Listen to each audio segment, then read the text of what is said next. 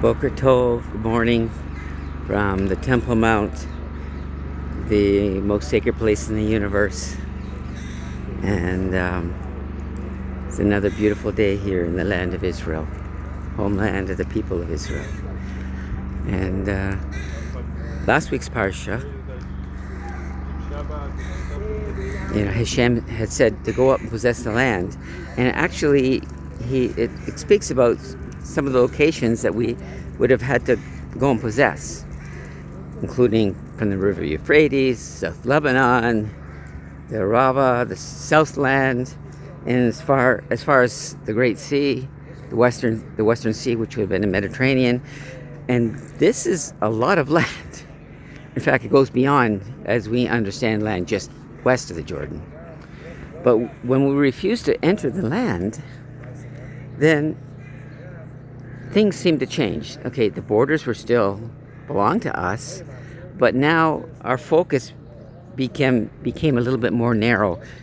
And by the time we were getting 40 years later to enter the land, we were just crossing the Jordan River. And all those borders that were first expounded to Abraham would be for the Messianic era that we're living in now. So now we go into this week's parsha, and Moses is about to pass away, and Hashem says, go up to the top of the mountain and view the land. And now he's on the east side of the Jordan, and he goes to the top of the mountain. And it says,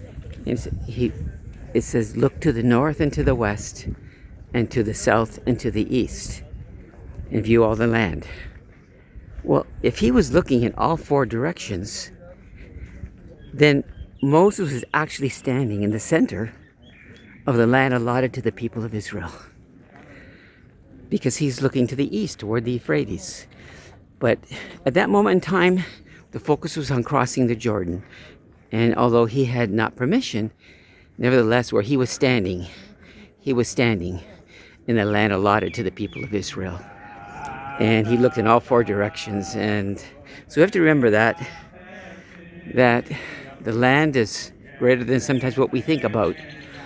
And in Hashem's time, we will complete the mission and possess the land that he has given us and bring the world to God.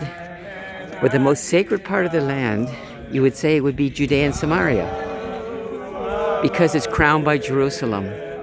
And the jewel in that crown is the Temple Mount, where we're standing now, where God's house is going to be built on the very place what you're looking at now.